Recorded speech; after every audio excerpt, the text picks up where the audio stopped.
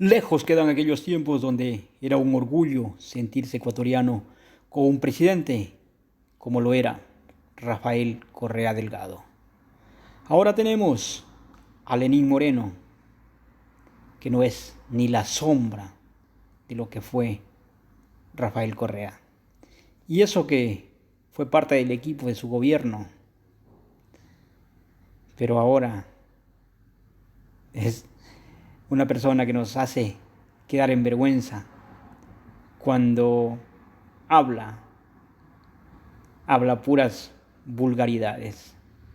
Lejos quedó esos tiempos de Rafael Correa Delgado, que era un orgullo para el Ecuador.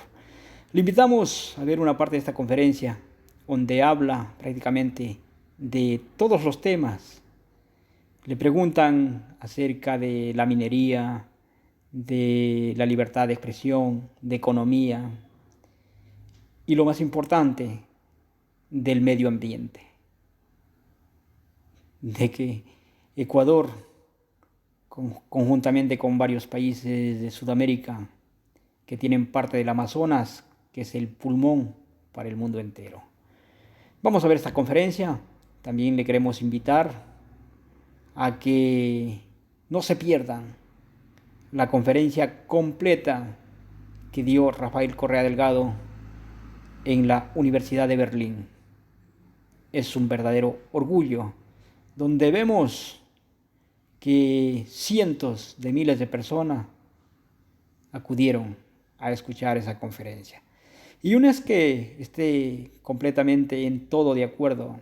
Hay algunos puntos que no me gustan, que estoy en desacuerdo con Rafael Correa Delgado, puntos que algún día lo podremos discutir y que me haga entender si estoy equivocado, porque como yo digo siempre, no le podemos gustar en todo a todo el mundo. Hay dos puntos de los cuales pues me gustaría preguntar en persona. Y igual que no soy yo de una tendencia política ni de izquierdas, ni de derechas, ni de centro. Yo simplemente soy seguidor de políticos, de líderes que impartan justicia por igual, donde la gente pobre no sea solamente utilizado en tiempo de campañas. Ese es mi punto de vista.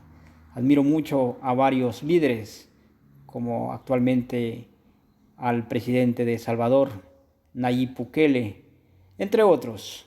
Afortunadamente hay personas en el mundo que sí que quieren hacer algo por su país, por su gente, y ojalá que por el mundo entero. Pues lo dicho, después de ver esta entrevista, esta conferencia, le invito a que vean si es posible la conferencia completa que dio en Berlín el expresidente de la República del Ecuador, Rafael Correa Delgado.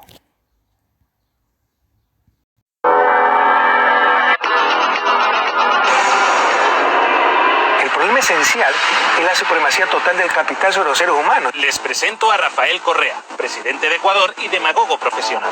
Solamente refleja la supremacía absoluta del capital y básicamente el capital financiero sobre los seres humanos. Abuso del capital sobre los seres humanos. Yo quiero dejar muy claro. Correa llega a la presidencia de Ecuador en el año 2006 con una nueva formación de izquierdas que llega cargada de populismo. Todo para ustedes, pueblo que se ha hecho digno de ser libre. ¡Que viva la patria! Un populismo que en ocasiones recuerda mucho a algunos activistas españoles como Ada Colau. Aquí estamos ante una estafa generalizada. Los desahucios no tienen razón de ser. Las entidades financieras redactaban los contratos y lo tomabas o lo dejabas. Ecuador, que en la última década ha perdido a 2 millones de ciudadanos, recupera poco a poco a sus emigrantes. El plan Bienvenido a Casa les ofrece 20.000 puestos de trabajo en su país. Allí el paro está por encima del 4%, lejos de nuestro 26%. Con una tasa de paro del 4,6%. 1%, una de las más bajas de Latinoamérica, necesitan urgentemente mano de obra. España ha pasado de acoger y dar trabajo a migrantes ecuatorianos a ser los españoles los que migran a Ecuador ante la oferta de puestos de trabajo que hay allí para profesionales cualificados. Correa hizo crecer la economía de Ecuador al tiempo que reducía la pobreza. Y los datos económicos apuntan a un crecimiento en el último año del 5%. Logró reducir la pobreza en 12 puntos durante los últimos 5 años. Construyó hospitales, colegios, viviendas e infraestructura.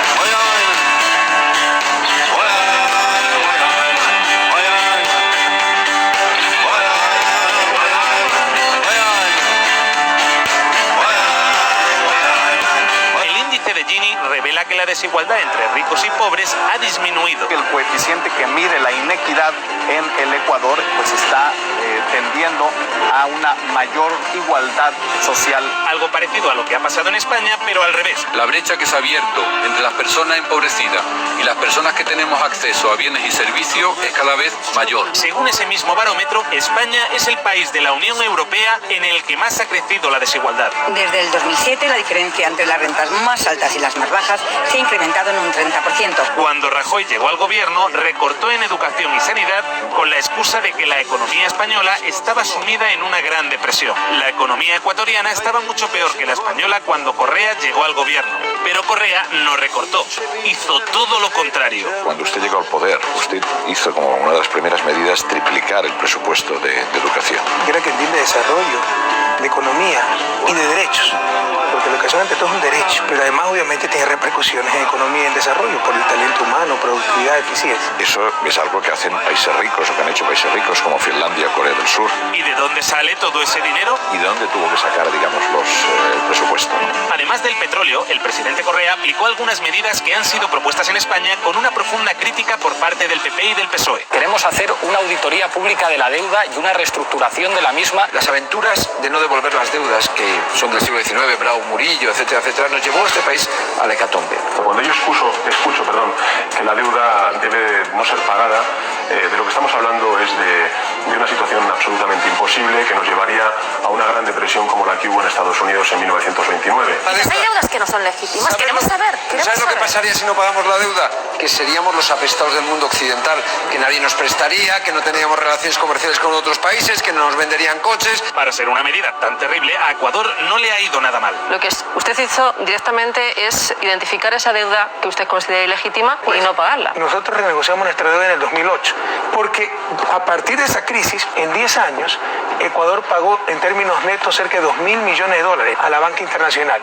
y pese a eso se nos triplicó la deuda. Se demostró que eso era absolutamente ilegítimo e ilegal, y por eso mismo no pagamos y recompramos la deuda a precio mercado. Otra de sus medidas para obtener dinero también suena de lo más populista. Una reforma fiscal para que paguen los ricos, lo que no han querido hacer ni el PP ni el PSOE. Hemos triplicado la recaudación de impuestos, triplicado. Y no aumentando impuestos, de hecho hemos eliminado o reducido muchos impuestos, ¿no? Es por eficiencia en la recaudación y lucha anticorrupción, se ha triplicado. El presidente Correa es una prueba palpable de que una política más justa no solo es viable, sino que además es mejor. El banquero es ese tipo que te presta el paraguas cuando hace sol y te lo quita cuando empieza a llover. Tanto es así que Ecuador no ha dejado de subir puestos en el Índice de Desarrollo Humano de las Naciones Unidas, mientras España bajaba 14 puestos en los últimos 6 años. ¿Qué mide este índice? Bueno, pues el desarrollo de un país teniendo en cuenta la salud, la educación y también la riqueza. Además de alcanzar cotas de paro y de malnutrición infantil escandalosas. Es que ahora en desnutrición infantil somos el segundo país por la cola de la Unión Europea, ¿verdad? Todo esto mientras Ecuador prospera. Aquí va a estar la primera universidad científico-tecnológica experimental. Estos son los logros de un presidente demagogo y populista. Los datos que la casta no quiere que conozcáis. Se ha reducido la desigualdad, se ha reducido la tasa de paro, prohibieron las comisiones en los cajeros automáticos y fueron capaces de disciplinar comportamientos abusivos del sector financiero. Sin embargo, a pesar de que España no ha dejado de caer en los últimos años y Ecuador no ha dejado de subir, España aún está muy por encima de Ecuador en el índice de desarrollo humano. Imaginen en qué podría convertirse España con un buen presidente como Correa. Yo solo les digo, no repitan los mismos errores que nosotros cometimos.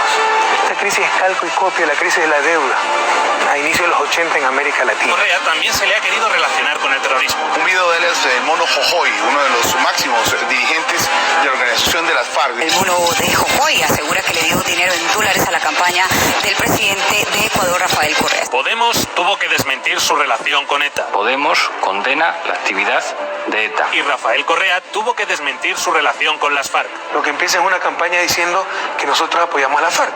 Por eso he dicho muy claramente, nos ponemos ante 1, 10, 100 detectores de mentira cada uno, para ver si yo conozco a alguien de la FARC, porque ni siquiera conozco a alguien de la FARC. La crítica es tan desmesurada que algunos medios incluso le llegaron a acusar de genocida. A esto le llamaron opinión. El dictador debería recordar, por último, esto es muy importante, que con el indulto en el futuro nuevo presidente, quizá enemigo suyo, podría llevarle a una corte penal por haber ordenado fuego a discreción y sin previo aviso contra un hospital lleno de civiles y gente inocente. ¿Les suena esto de algo? El señor Monedero y el señor Iglesias en unas condiciones X me matarían a mí, nos matarían a mucha gente sin ningún problema.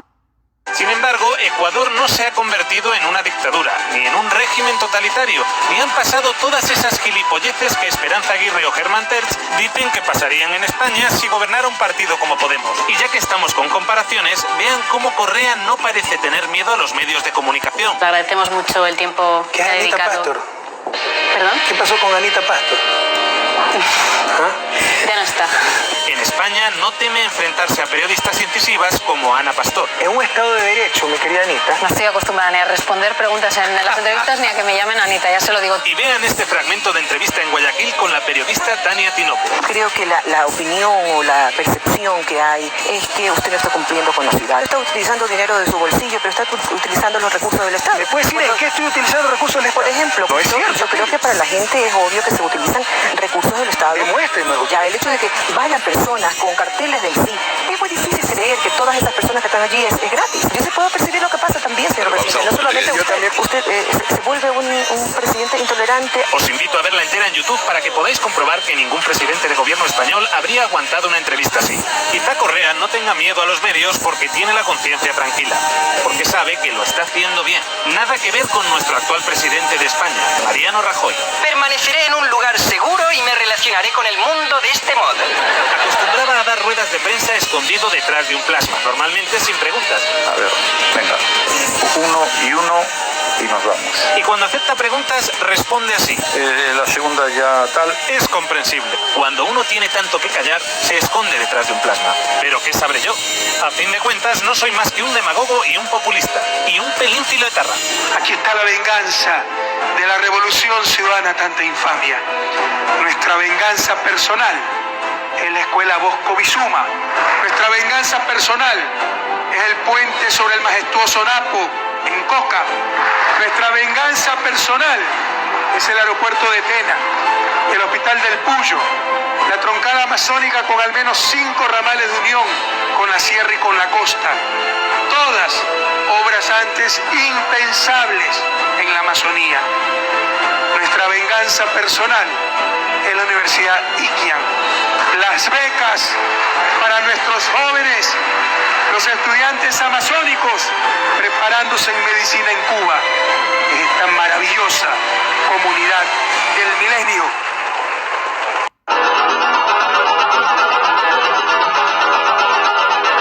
Y compra de armas para las dictaduras militares que en ese entonces gobernaban muchos de los países de la región.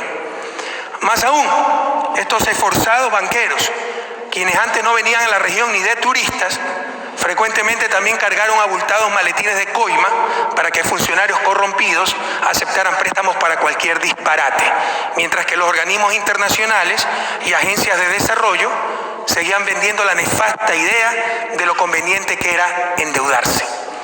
El dichoso endeudamiento agresivo duró hasta el día viernes 13 de agosto de 1982, cuando debido a los insostenibles desequilibrios acumulados por malas políticas macroeconómicas, México se declaró incapaz de seguir sirviendo su deuda externa. Como consecuencia de la insolvencia mexicana, toda Latinoamérica sufrió el cese del crédito internacional junto con un brutal incremento de las tasas de interés de su deuda, producto del mayor riesgo de los créditos colocados en la región, pero consecuencia también de los enormes incrementos de tasas iniciados desde 1981 por la Federal Reserve de Estados Unidos para contrarrestar las presiones inflacionarias originadas por las políticas del presidente Ronald Reagan. Así, créditos que habían sido contratados con tasas fluctuantes de entre 4 y 6%, alcanzaron tasas de interés hasta del 20%. Para ilustrar la gravedad de la crisis de la deuda, esto fue inicio de los años 80, los años 80 en América Latina se le llama la década perdida para el desarrollo. Para ilustrar la gravedad de la crisis, utilicemos el caso ecuatoriano, un país que además sufrió el desplome de los precios del petróleo. Les insisto, somos exportadores de petróleo desde 1972. Pero la crisis fue tan grave que durante el periodo 1981-1990 el PIB por habitante decreció casi 6%, volviendo a los mismos niveles de mediados de los años 70. Por eso la década perdida. Hacia el final de la década de los 80, el coeficiente total de inversión pública más privada había caído al 14% del Producto Interno Bruto, del cual tan solo el 3% constituía inversión pública. Finalmente, la caída de los precios del petróleo, el incremento de las tasas de interés internacionales y el cese del crédito internacional no solo causaron la eliminación de las fuentes de crecimiento de la economía ecuatoriana, sino también una gigantesca transferencia de recursos del país al extranjero, producto del servicio de la deuda externa y del deterioro de los términos de intercambio. A pesar de que solamente por el servicio de la deuda se transfirieron durante el periodo 1981-1990 más de 2.000 millones de dólares al exterior y que el financiamiento fresco de la banca internacional no existía, la deuda pública externa del Ecuador se triplicó por capitalización de intereses, etc., pasando de 4.415 millones de dólares en 1981 a más de 12.000 millones de dólares en 1990. Insisto, ya no nos daban plata, pero por atrasos, capitalización de intereses, sobreintereses, etc., pese a haber transferido 2.000 millones de dólares durante la década de crisis, se nos triplicó la deuda externa ecuatoriana, debido sobre todo al refinanciamiento y capitalización de intereses atrasados.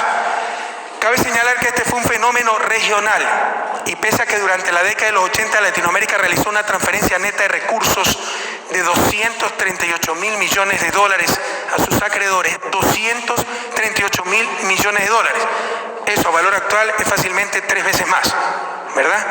Pese a esa transferencia enorme de recursos, la deuda externa de la región pasó de 228.000 millones de dólares en 1980, casi se duplicó a 442.000 millones de dólares en 1990.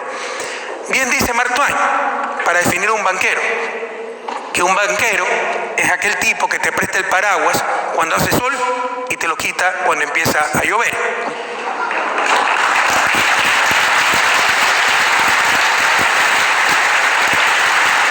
Pero saquen lecciones de esta experiencia de América Latina y no cometan los mismos errores que nosotros cometimos. Pese a las evidentes responsabilidades compartidas, recuerden que se prestaba hasta para armamentos a dictaduras militares sin ninguna legitimidad democrática.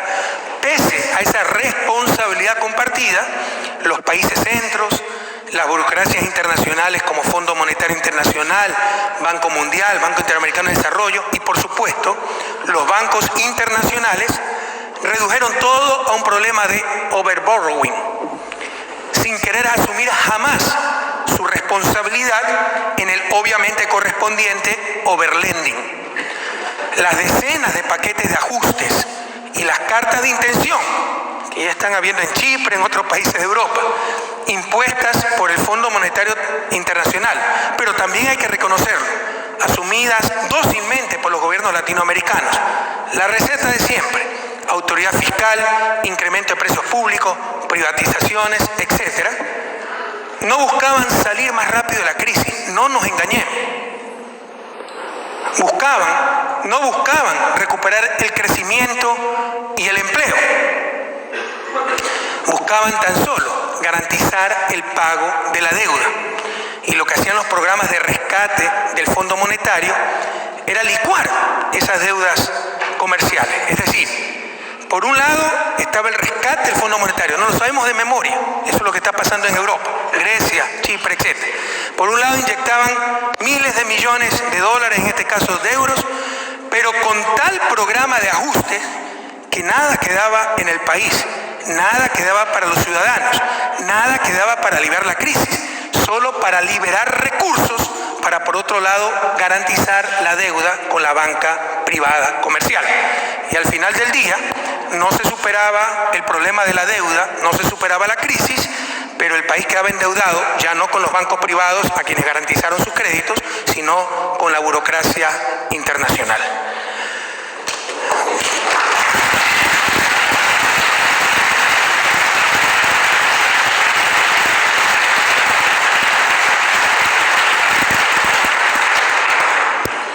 Hoy está pasando prácticamente lo mismo en la Unión Europea. Y somos muy respetuosos de la soberanía e independencia, los problemas internos de cada región, pero nos sorprende mucho que estén repitiendo los errores que cometió América Latina. Ya no hay estrategias de endeudamiento agresivo, pero sí una supuesta ciencia económica que proporcionó y proporciona a los grupos de poder argumentos sobre, por ejemplo, la capacidad y eficiencia de autorregulación de los mercados. De esta forma, por ejemplo, asumiendo que ellos solitos se autorregulaban, los bancos europeos prestaron a Grecia, sin darse cuenta, entre comillas, que su déficit fiscal era prácticamente 3 veces mayor al que declaraba. Es muy difícil creer que no se identificó esa situación y de todos modos le siguieron prestando. Nuevamente se establece que hay un problema de overborrowing, sin reconocer el correspondiente problema de overlending y en consecuencia rehuyendo las correspondientes responsabilidades. Pareciera que el capital nunca tiene responsabilidad, más precisamente el capital financiero. Y quiero decirles que hasta éticamente el mayor riesgo debe caer sobre el capital, no sobre los seres humanos.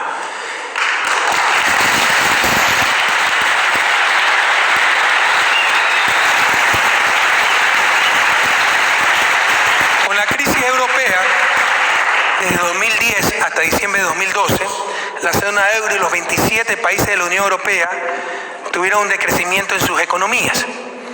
En este periodo el desempleo adquiere cifras alarmantes, donde casi 4 millones de personas han perdido sus puestos de trabajo y más de 6 millones de jóvenes no pueden conseguir un trabajo en su propio país. Mientras la crisis golpea con toda su fuerza a los países, se continúa haciendo lo que las fórmulas ortodoxas sugieren, fórmulas que han fracasado en todas partes del mundo, y que es lo contrario a lo técnicamente deseable y socialmente deseable. En el periodo 2009-2012, Portugal, Irlanda, Italia, Grecia y España han contraído su gasto público, su gasto fiscal en un 5.2%. Este hecho ha afectado gravemente a las coberturas de salud y educación. Solo para poner un ejemplo, en hospitales públicos de España, el agua para los enfermos debe ser pagada por sus propios familiares. Estos datos presentados, que parecerían indicar una escasez muy importante de recursos, pierden sentido cuando son comparados con las medidas tomadas para salvar a los dueños y directivos de los bancos. Hasta la fecha se han desembolsado 570.000 millones de euros en operaciones de rescate, entre comillas, al sector financiero. En Portugal, Grecia e Irlanda, los montos de este salvataje, salvamento en español, ¿no? Es un neologismo, salvataje, son mayores que el total de sueldos y salarios que perciben todos los trabajadores de esos países. En el contexto que estamos analizando, quiero hacer una mención especial al caso de Chipre, porque este país ha sido gravemente afectado por esta crisis. Como siempre, el problema empieza con un sector financiero sin regulación. Los grandes bancos chipriotas, el Banco de Chipre y el Banco Laiki, otorgaron grandes créditos, especialmente a Grecia. Cuando la burbuja estalló en el año 2012, el mal manejo financiero arrastra toda la economía con las consecuencias nefastas que ello implica en la vida de las personas. En marzo de 2013, la denominada Troika, conformada por el Fondo Monetario Internacional, el Banco Central Europeo y la Comisión Europea, otorgan, entre comillas, un rescate de 10.000 millones de euros atados a un programa de políticas de ajuste. El recetario típico que lo conoce en memoria América Latina. Recetario de tristes coincidencias con las cartas de intención impuestas por el Fondo Monetario a los países de nuestra América durante décadas. Las políticas acordadas por estos organismos en Chipre son nuevamente un déjà vu. Reducción del sector público, supresión supresión del sistema de pensiones para los nuevos empleados públicos, privatización de las empresas públicas estratégicas, medidas de ajuste fiscal hasta el 2018, limitación del gasto social, promulgación de la ley sobre la gestión de las crisis financieras, creación de, entre comillas, un fondo de rescate financiero, con el objetivo de apoyar y resolver los problemas de los bancos y sus dueños, además del congelamiento de depósitos menores a 100.000 euros y la carga de impuestos a retiros y transferencia de fondos superiores a ese monto. Nadie duda que hay que hacer ajustes. Nadie duda que hay que corregir graves errores de origen. Por ejemplo, en la Unión Europea se unieron países con diferenciales de productividad muy grandes y sin mayores diferenciales de salarios. Eso era insostenible. Pero que nadie dude tampoco que en lo esencial no se está, dada la crisis, buscando superar esta crisis con el menor costo para los ciudadanos, ciudadanas, europeos, para los seres humanos, sino que se está buscando garantizar el pago de la deuda a los bancos privados.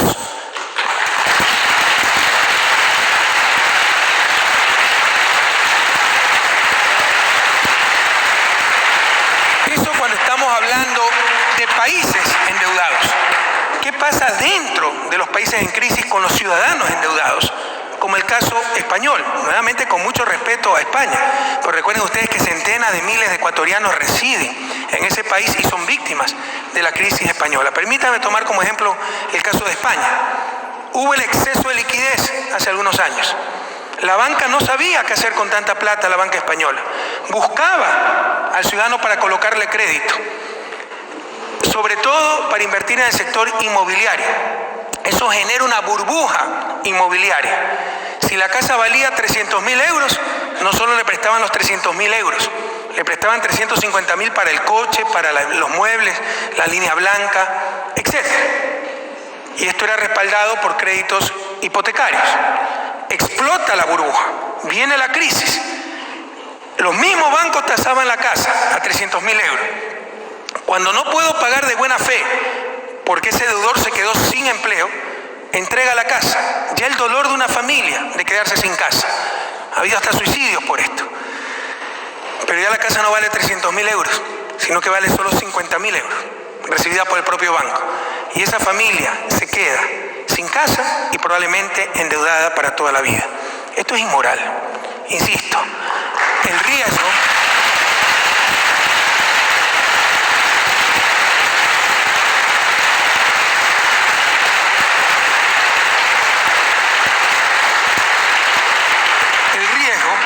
debe caer sobre el capital, no sobre los seres humanos. Pero el poder del capital, y ese va a ser uno de los mensajes de esta intervención, ¿no? Como todo está dominado por el capital y particularmente por el capital financiero, ¿no? Hace que todo el riesgo caiga sobre el ser humano.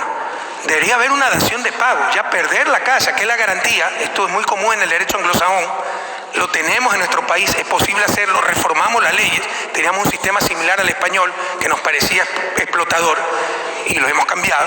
Ahora, un deudor de buena fe no puede pagar su crédito hipotecario, entrega la hipoteca a la casa, pierde su casa, qué dolor, pierde lo que pagó, parte de lo que pagó por esa casa, pero se queda libre de deuda, es decir, lo que se conoce como dación de pago.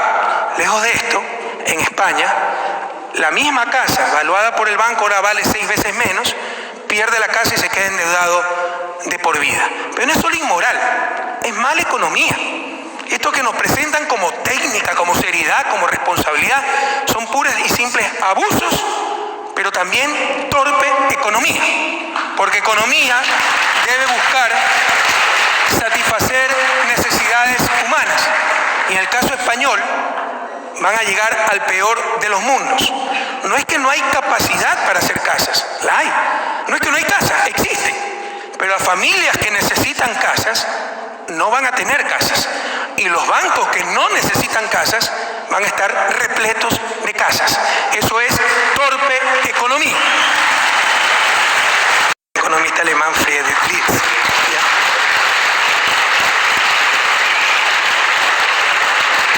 Estados Unidos expresamente se opuso al libre comercio que quería imponer Inglaterra. O sea, ¿cuál es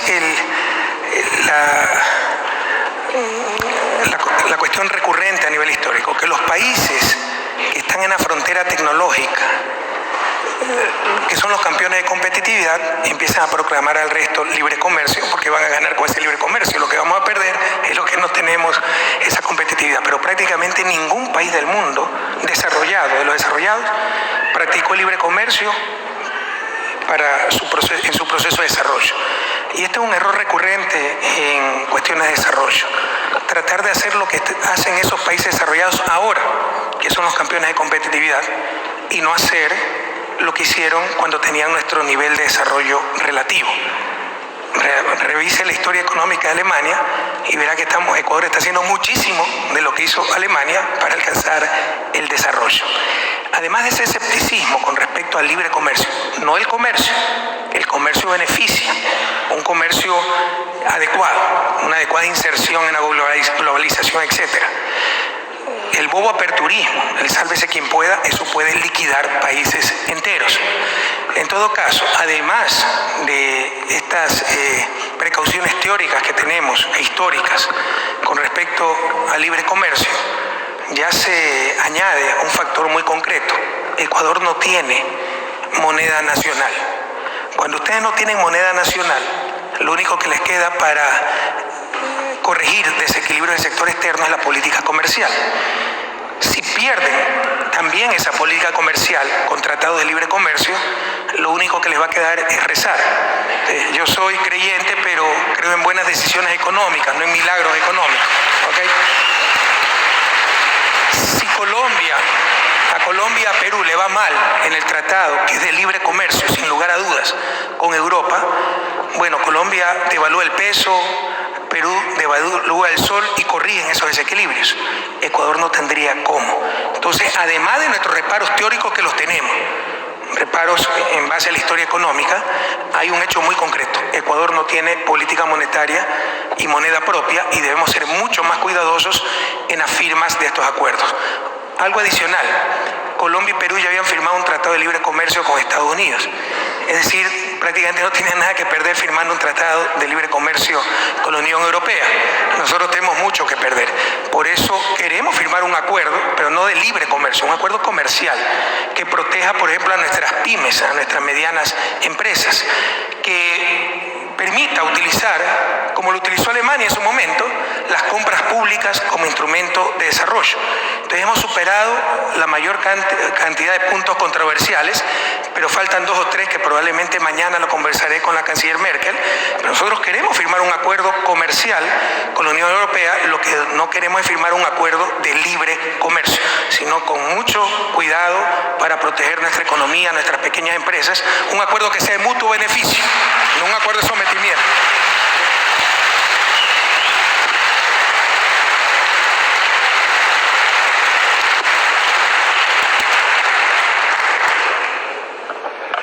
Viele der Fragen, die uns heute erreicht haben, ich habe es eben schon gesagt, beziehen sich auf die wirtschaftliche Situation Lateinamerikas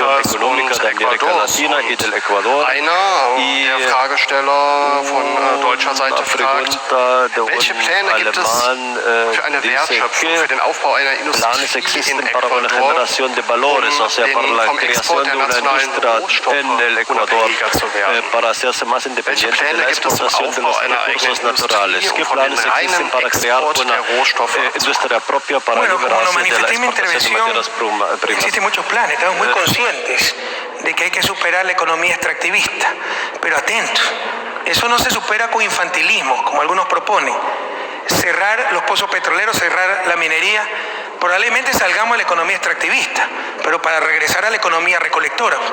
Queremos ir a un estado superior. Nuestro lema es usar el extractivismo para salir de él. Movilizar esos recursos, que tenemos que aprovecharlos. Sería irresponsable no aprovecharlos, con absoluta, obviamente, seriedad y responsabilidad ambiental, social, pero tenemos que aprovecharlo a su máximo potencial, utilizar esos recursos y movilizarlos para desarrollar otras áreas de la economía, que es lo que estamos haciendo.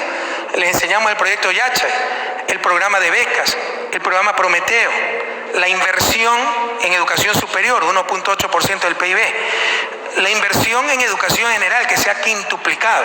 Entonces estamos llevando muchos recursos al sector de talento humano para transitar de esa economía extractivista a una economía basada sobre todo en talento humano y especialmente en el conocimiento, en la ciencia y tecnología. Entonces todos estamos conscientes que queremos superar la economía extractivista, pero no como algunos sugieren, cerrando los pozos petroleros y las minas, eso quiebra al país, sino movilizando esos recursos para desarrollar otros sectores y básicamente el sector de talento humano, ciencia y tecnología.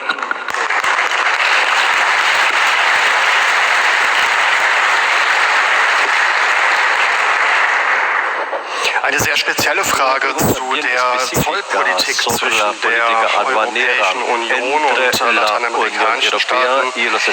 Was können wir erwarten von den GSP-Plus-Verhandlungen über Zollpolitik? Diese Abkommen, heißt es in dieser Frage hier auf Spanisch, würden im Dezember 2013 zum Ende geführt. Die GSP-Plus-Abkommen. 2013, o sea, estos acuerdos GSP Plus, ¿en qué consisten y qué espera el Ecuador de la política aduanera? Bueno, son básicamente preferencias arancelarias que la Unión Europea da a ciertos países y a ciertos productos.